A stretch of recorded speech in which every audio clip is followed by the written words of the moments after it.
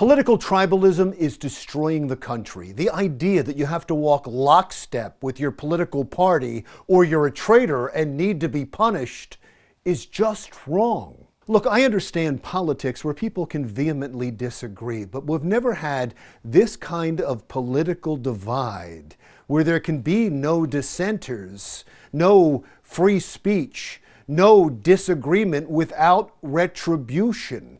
It is un-American, it's undemocratic, and legendarily dangerous. My allegiance is to the Republic, to democracy!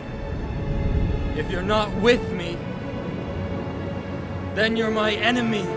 A lot of parallel truths come from Star Wars. Republican Wyoming Congresswoman Liz Chaney is the latest to get punished for going against the tribe. Now, Liz Chaney is the daughter of former Republican Vice President Dick Cheney and is as Republican as you can get. But she voted for the impeachment of Donald Trump and called him a liar for saying the 2020 presidential election was stolen, and for that, the tribe expelled her. Elizabeth, the tribe has spoken. Time to go. Cheney was voted out as chair of the House Republican Congress. That's the third most powerful leadership position in the Republican Party in the House. She was also censured by the Republican Party in her home state of Wyoming, and she will undoubtedly face a primary challenger in the next election. Bring it on. Cheney will not go quietly into the night and is planning to lead a rebel force of Republicans to take back the party from Donald Trump, who, by the way, is meeting with strategists this week in Bedminster, New Jersey for a 2024 run.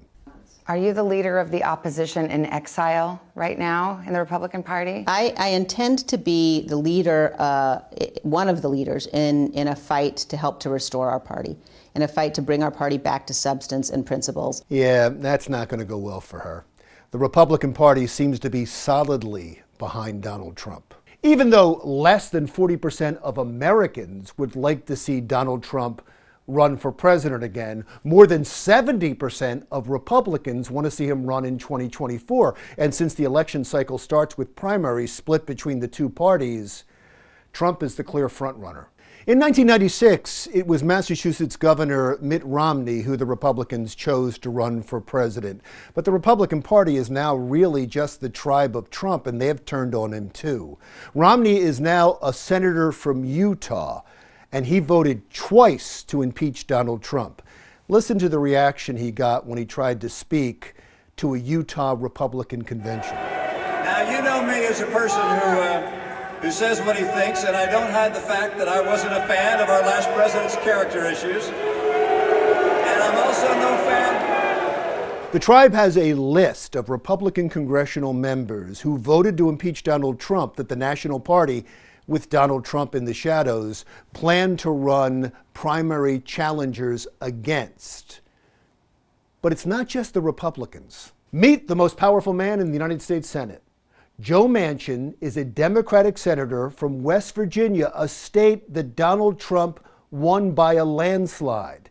And in a Congress split 50 Republicans and 50 Democrats, Joe Manchin is always the deciding vote and stands in the way of many Democratic initiatives. The Democratic tribe would love to get rid of Joe Manchin, but they can't, and he knows that. I don't think the Democrats will throw me out. Do you think? I'm not sure. I mean, where are they going to throw me? I'm a good old West Virginia conservative Democrat. It is interesting that his mic cut out when he said the word Democrat. The fact that Joe Manchin is comfortable appearing on Fox News is all you need to know about him. He has come out and said he will not vote for and would thus kill many Democratic initiatives, including getting rid of the filibuster, a federal election law, packing the Supreme Court, and making D.C. a state. But the Democrats know there's nothing they can do about it, because if they make Manchin mad, he'll either become a Republican or will be replaced by a Republican in the next election. In a deadlock Senate, they can't afford that. That doesn't keep Democrats from calling him Traitor Joe on social media. But as long as West Virginia keeps re-electing him, and they do, he is beholden only to those voters.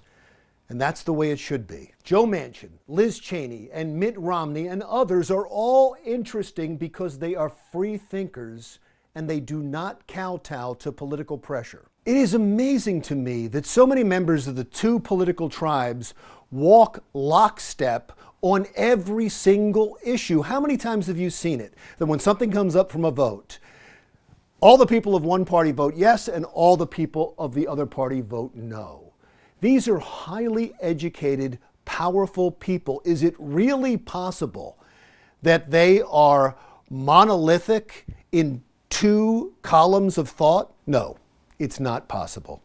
Too many of them have willingly given up freedom of speech and freedom of thought to two powerful political parties who entice them with campaign funds and threaten them with primary challenges. I don't always agree, well, with any politician, but certainly not Liz Chaney, Joe Manchin, and Mitt Romney, but I do appreciate them for doing what they believe and not being coerced into doing something or saying something they don't believe is right or true. You may not like it, but we need more of them. And finally, we are part of the problem. We should be voting for candidates who have conviction of purpose, who are smart and fierce and will stand up for us and not give in to the whims of a political party.